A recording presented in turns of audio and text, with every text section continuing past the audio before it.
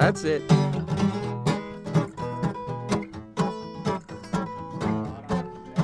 a lot of chords in that. D now.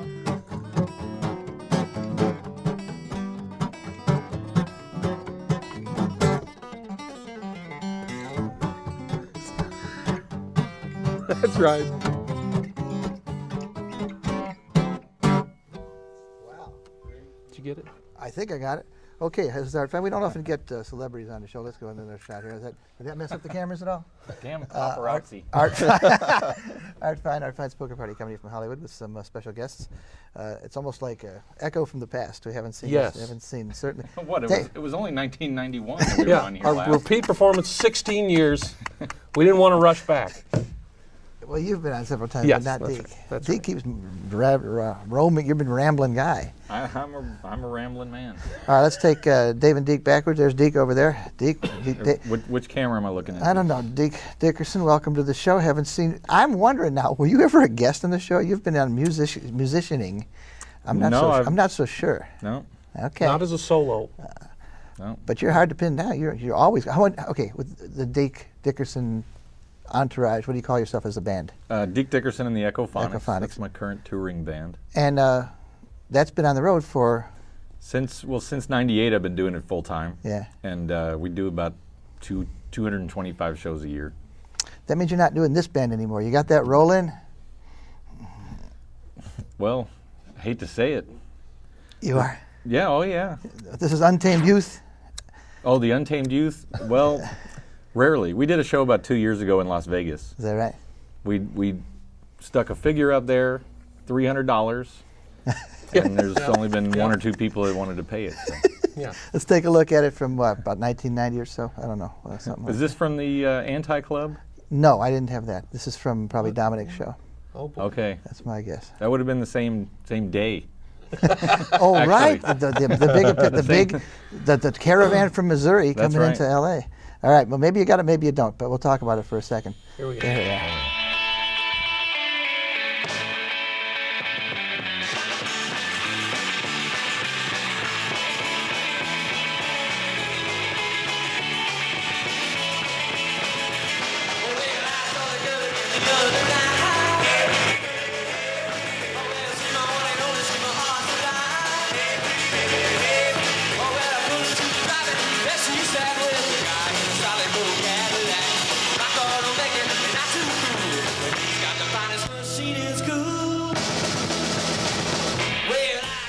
You know, that was the Untamed Youth, your other band, the one band you say you will reunite for a price. Yep. $300. Was that the first LA appearance? No, we had been in LA. I mean, I'm ashamed to say I think that's from 1990, and we had come out in '88 and '89, and From Missouri? from Missouri. Yep. It's Only other Southern people that call it Missouri, but if you're actually from Missouri, it's pretty much Missouri. It's kind of like Illinois. Right. So, do you know that was a very profound show, the Anti-Club show, which we didn't show, but that day you did that, and then you played the Anti-Club down on. That's right. Down on Melrose, was it? Yeah. Melrose? Yeah. Do you know that's a very profound day for me?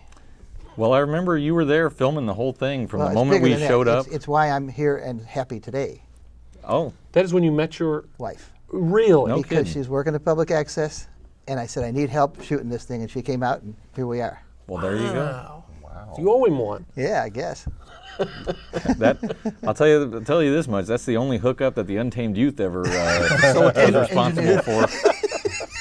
Surf music. I mean, it was pretty much. I mean, those girls we had in the video, we had to pay them thousands of dollars. I mean, it's nothing but guys at our shows. Yeah. Didn't catch on like it used to. Yeah. All right, so the Deke Dickerson on the road, and sometimes in the Dave and Deke context also. Yep. See, what some people might not know is that a lot of people think the band broke up in 1996. Big rumor. That's the rumor.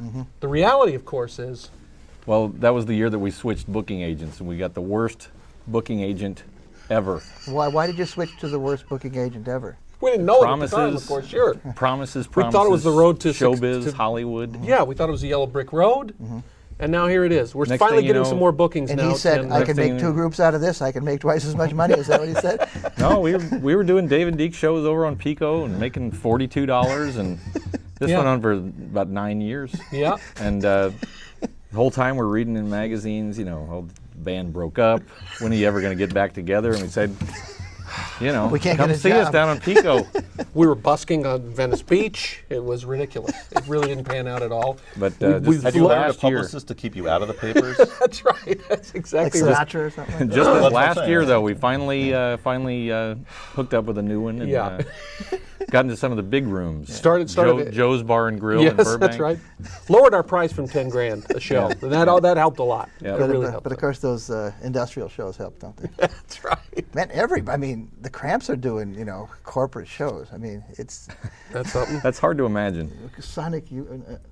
some really unusual Sonic bands. Youth played The very first Dave and Deke show out of town on the road was a corporate show for Kinko's in Hilton Head South Carolina, in in case like you don't know where that is. 1991. Wow, it's a long way off. So yeah, we played 2 or 3 gigs: Tuscaloosa, Alabama, Yeah. Austin, Texas. Yeah, It wasn't very many shows. but that paid for the whole trip. yeah, I'll bet. You know, and we played to about 4 people. at 'cause the it was- Kinko's thing. Wow. It was Everybody opening got night. No tired. one was What there. else was there to do? I guess they're out But corporate gigs are snorkeling or something. They're the golden egg. Yeah. Yeah. Mark we didn't say Dave Stuckey, but that's Dave Stuckey. Yes, hello. An occasional appearer on this show. Proud to be here every 16 years. And you've been here since then. And Mark Levitin, who's here every week just about. Hi, Mark. Yeah. Glad to Yeah. see you. Oh, Thanks. you got a famous son, or a soon to be. S- By soon the to time be. this runs, your Yeah. son. Tell us a little about it. Oh, Michael Levitin. He's got a ukulele act that's going to sweep the nation in another couple of weeks. He has an album coming out, and he's touring with They Might Be Giants. Wow. So Hey, for all- there you all- go. Yeah, solo it'll be guy over with by it. now, but Nice. he's playing. He figured out he has to drive 5,000 miles to do the 12 or 13 But he's making days. a lot of money. He's making a lot. He's making $250 a night, baby. Hey, Yeah. when there's one guy in the band. Yeah. I know. One guy.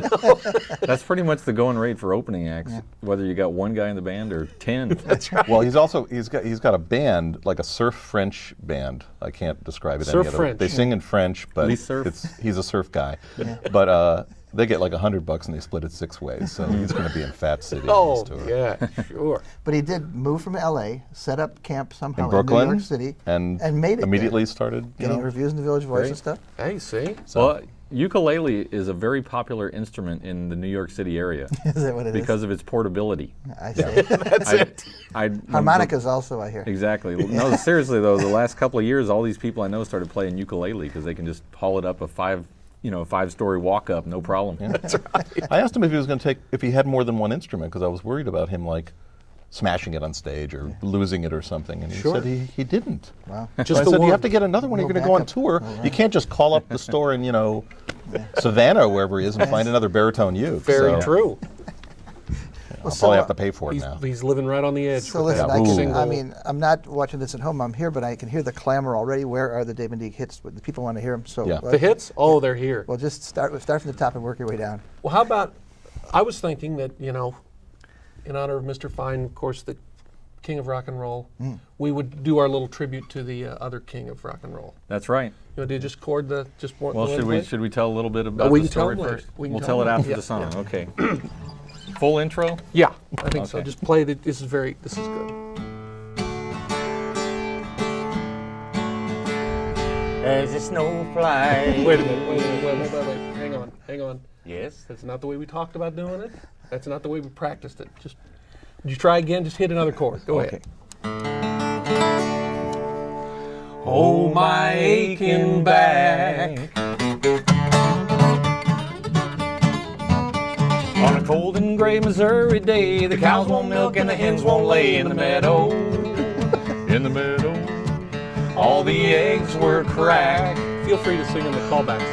Cause if there's one thing the cow can't stand, it's a frosty grip with ice cold hands in the meadow. In the meadow. People, don't you get me wrong, we need that cow to get along. That's right. She's gonna make a real nice steak one day. Or maybe a hamburger. Brother, I failed to see that heifer set a trap for me. In the milking pen, I stepped right in what lay beneath the hay. In my Sunday shoes. Now pick one. Come on now.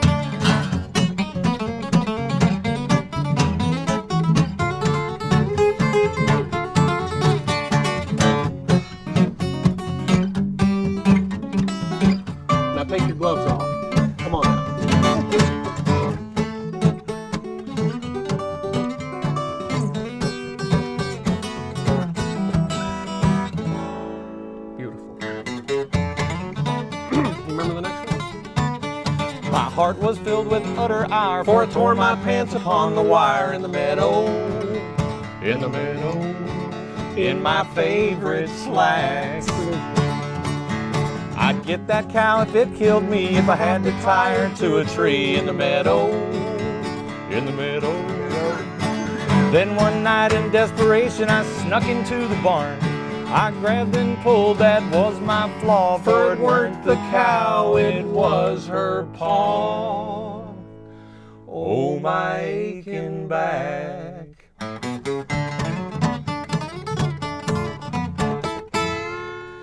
In the meadow. How you like that Mac Davis classic? Now, there's a story behind us playing that here and today. Do you remember it? No. No. Okay. Because this song was written It was expressly, suppressed. Okay, no. but yes, and rightfully so. Yeah. This was expressly written for the 1996 Elvis birthday party at the House of Blues. That's right. Mr. Fine's It was show. performed once. Performed that one time, and then when we did our little, When we switched agents, he said, don't play that one. but when we did our new little CD of our rarities, quote unquote, CD last year, we thought it'd be fun to do a new track. Deke said, "Hey, how about that? We never did In the Meadow." So Now, when you mentioned it, I did hear it. Now, I mean, it did sound familiar. it It was memorable, Elvis huh? show 10 years ago. It was, boy. You can tell. You can tell. But it struck a nerve, didn't it? And then it's just a little. It's great. You had the Dave Stuckey big band, didn't you? 30 pieces or something like that? 30 on pieces. HighTone? That's exactly right. 30 pieces. What was that? Well- what was that album called? I did a people- Western Swing project called Dave Stuckey and the Rhythm Gang, and that was with a bunch of folks from Austin. Whit Smith and Dave Biller and Jeremy Wakefield came out from the Lucky Stars, came out with me to do it. Lisa Pankratz, the whole 9 yards. I think we had 10 pieces. It's the Austin A-Team. We had all the great people: 2 fiddles, piano, Man. bass drum, steel, 2 guitars. It was just, and we did that for HighTone, one record called "Get a Load of This," and it was really fun. And Deke, you've had several solo records. Yep. We were both on HighTone for a while, and then I've put out a few on my own since then. Sold more than HighTone did. Sell them on the road. Yep. Yeah. Eliminate the middleman. So Deke, as a first time here, it's ridiculous, but first time here. First record you bought? The first record I ever bought with my own money, I think I may have told you this about 20 years ago, you already forgot. Elvis Elvis Gold Records Volume 1, which I bought the day after he died. Oh, okay. No, I don't remember that answer. I remember the best answer we've gotten was Jerry McGee of the Ventures and the Monkees. He said, "That's all right, Mama," on Sun. That was his first record. So Wow. that was What a starter. yeah. And Well, and I might add that it was the electronically reprocessed stereo version. And I just thought that's the way those records sounded. And wow. I remember, 10 years later, I finally heard the original mono version, and I'm like, holy cow, it's like a whole nother record. yeah. In what part of Missouri were you? I believe I was in Blacksburg, Virginia at the time, one of the places that we shuttled around in my youth, because all my peoples are from Virginia, but we lived in Missouri most of my life. So what about, because a lot of these smaller places don't have access to a lot of live music of the national variety. Did you see anybody? The first cool show is really the question. Well, believe it or not, the first time I ever paid money to go into a bar and see a show, I was 13, and my dad called That's the in club. Virginia, My or- dad called the club owner and arranged it so I could go see Willie Dixon. Wow. Oh. That's So a it good was, one. it couldn't get any better than that. Wow. Yeah. And the second show I saw was Bill Monroe. Wow. By the way, are you guys stuck in any particular era? In other words, they're not rockabillys. I mean, rockabillys have sideburns and wear flashy I would shirts. say we're stuck in an era, as in ERROR. Exactly. Yes, I would second that. But I mean, you got kind of the it seems like the 55 or 6 would be the cutoff. That they'd be the latest you would go with your particular look. Yeah. I'd say, if anything, at least, we were sort of trying to, it sort of moved around because we covered the Sparkle Tones on our first CD, and things changed a little bit probably by the second record. We're shooting for sort of Delmore Brothers-ish, late 40s kind of a thing, but there was always a little more rock and roll in it than that. But as far as the harmonies go and all that. There was always that 70s hee-haw element in it, Oh, too. that's a huge part. Did you notice that Lula was kind of chewing the scenery at the? Oh boy, was she ever! I mean, we talked about the Buck Owens funeral where I saw them. And, she was playing to the back row. she was really given. She was great though. Yeah. I have to say. Yeah. You haven't lived until you've seen Deke sport his hee-haw overalls on stage, as he often is wont to do. Well, actually, Deke is in a number of different bands with a number of different looks. This one beats them all, man. This one, overalls. Yeah, and one size too small. that's the thing. But When he told me he it's had the a biggest pair size that I've fit ever. him, I thought he meant that they fit him. Yeah. All right, you guys, let's hear another song if you would, please. All right. We had to play two.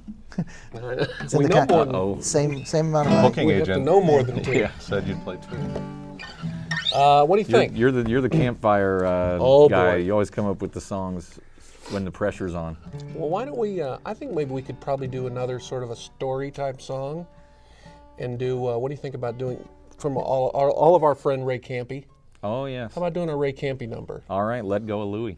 Yeah, Let Go of Louie that he wrote in the '50s, and as like sort of a Wake Up Little Susie type song. He was trying to tread on that, and he. I don't know. Did he ever actually? He didn't actually release it, right?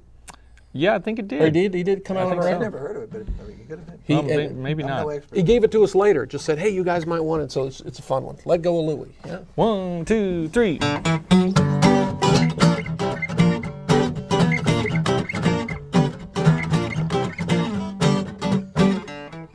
Let go of Louie when you're dancing with me.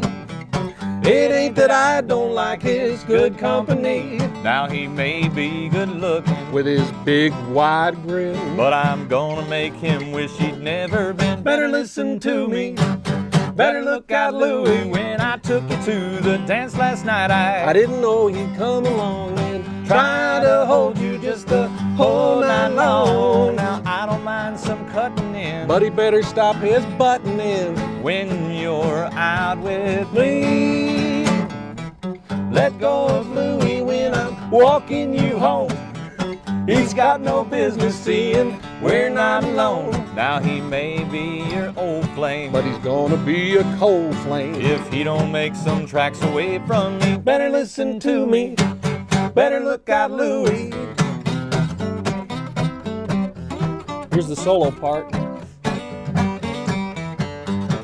That's right, change chords.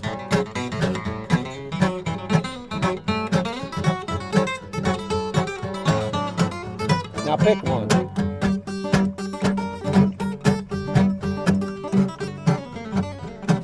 That's the one.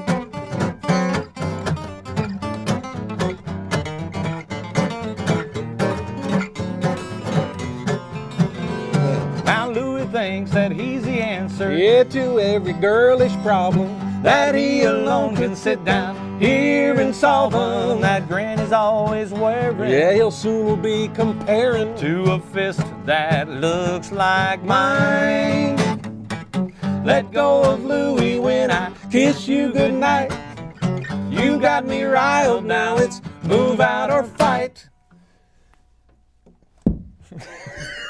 Just because you wouldn't listen, a front tooth now you're missing. But I guess you learned your lesson for tonight. Well, you can't say I didn't warn you.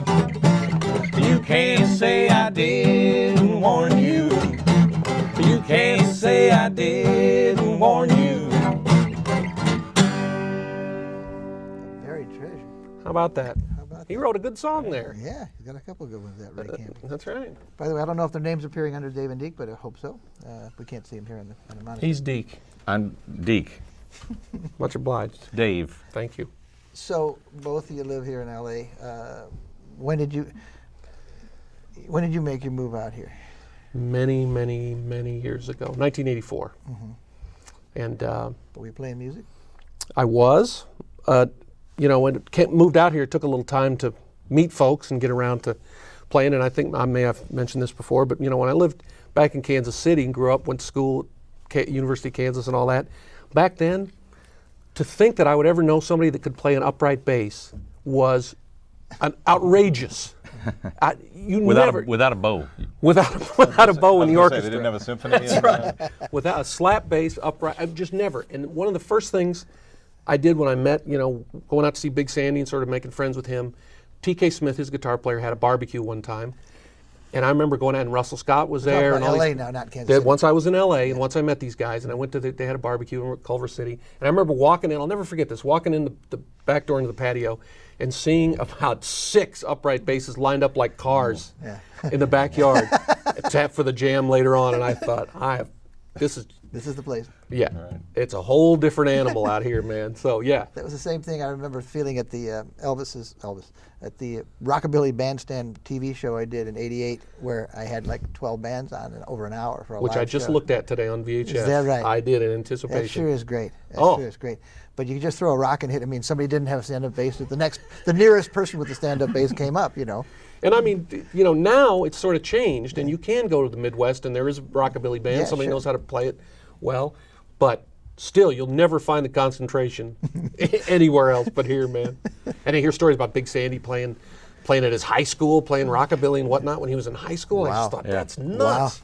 Well, I remember Wally tells a story about the different affiliations you could have in high school, and one of them it was like there was the punk rock guys, there was the heavy metal guys, and then there was the rockabillys. Really? And Wow. just the thought that there could be enough of them to be a classification. And this would have to be before this would Stray have Cats. been this would have been in the Stray Cats era. Because I was going to say, Probably I mean, I was because, part of the revolutionary cadre of the Rolling Rock people in the '70s, and believe me, in those days you embraced any whiff of anything Right. that was, Alice Cooper did "You Bangy Stomp." We said, "Thank God," and it was like, it was on Lace and Whiskey, I think. Is that right? Yeah. I didn't, Yeah. I didn't Yeah. even know that. That's fun. But there was no breath of anything. I mean, we go out to these things, and I was watching maybe it was Midnight Special, hosted by Jerry Lee. And the more I'm watching it, I'm saying, I'm probably in that crowd because that's you had to do something like that. Sure. And Jerry Lee's appearances at the Palomino every year in the '70s were like God things. I mean, because there was nothing else. Oh, and yeah. and I have tapes I made at my seat, which. The ferocity of the crowd. Thank you. We've waited all year. Sure. And You guys were definitely wandering in the desert. I mean, we had it rough, but you were definitely out here. the odd man out. It was great. Revolutionary cadre. Speaking of duet guys that I like, besides the Dave and Deke Combo, is Rusty and Doug. Oh. And I picked up a CD of the hits on Hickory, and it was amazing how, I mean, Louisiana Man, I've only heard it 10,000 times, but just how great it was to hear it again. I don't know, it's so great. But then I forgot, I'd seen them on, heard that record on radio in Chicago, but then in 69 or something, I saw him on the Johnny Cash special and realized it was the same guy. Yeah. And but it wasn't until 70 or 71 that I started seeing Doug Kershaw around.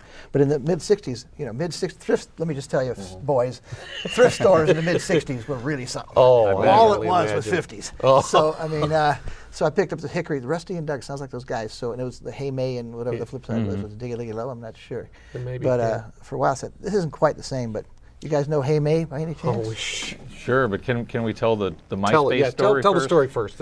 Well, a lot of those Rusty and Doug records, they had this third guy on named Wiley Barkdull.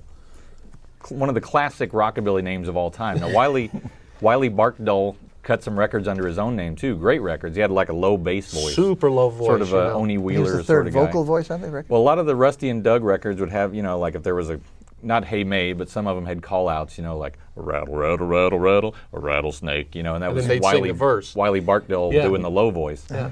Well, I just assumed Wiley Barkdull was dead, I mean. He sounded 70 years old on those records. And so, I just discovered this whole MySpace thing, which is something that all the teenage kids are doing, and it's kind of a frightening new world for me. And I'm looking around, and I look at, wait a minute, Wiley Barkdull? There's a picture of like an 80-year-old Wiley Barkdull on MySpace. Wow. And so, I email him, and he's got 4 friends, and they're all his grandkids. I'm like the first guy to email him and say, I can't believe you're still alive. You want to do some shows? You want to come out and, Yeah. We got to get him out. That's a new thing. You go from, Jay Miller's back of his record store in Crowley, Louisiana to 2006 on MySpace. It's a strange nuts. world. It's By the way, I nuts. might say something else about strangeness on the web. Is that somebody just pointed out to me, Google Images. Yeah. Well, I didn't know. Somebody said they looked my name up, and there's like 12 pictures of me That's on right. a page. I said, what? And it's all lifted on my column or somebody else's column. And There's That's an aerial shot of your house too. On Google Maps. Yeah. Yeah. I'm sure you can find that. The plaque. So here- it's frightening what's on the internet. Plaque. You haven't seen the plaque. That's right. Funny you bring up Hey May. That was one of the very first songs we ever recorded for our little demo tape. It may be the last song you do tonight. Tonight. All right, can we do it? You want to hit it? Yeah.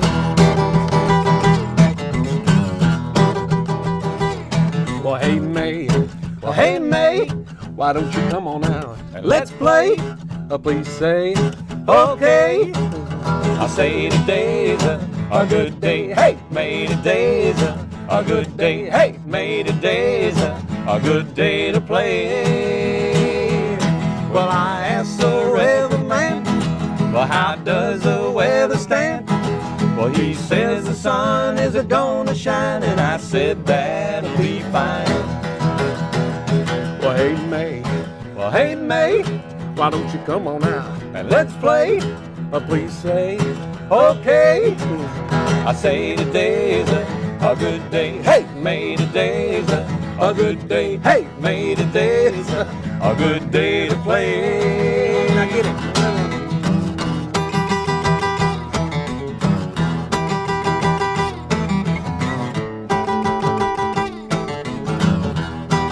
Yeah, man.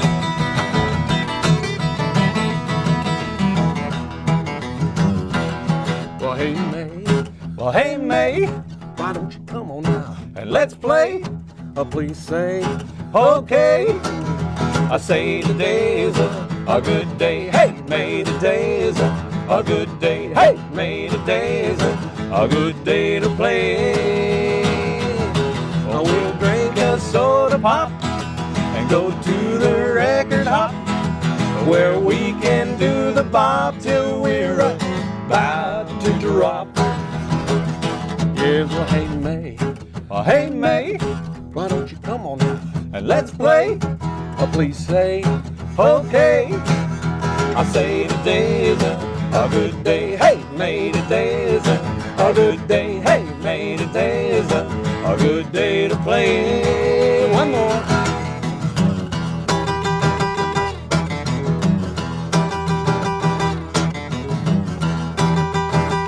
that's it. Yeah.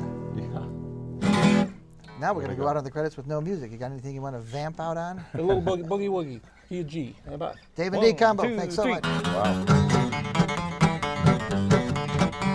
That's it. Ain't no words. Didn't have enough time. That's it. It's the Art Fine Polka Party Boogie. That's right.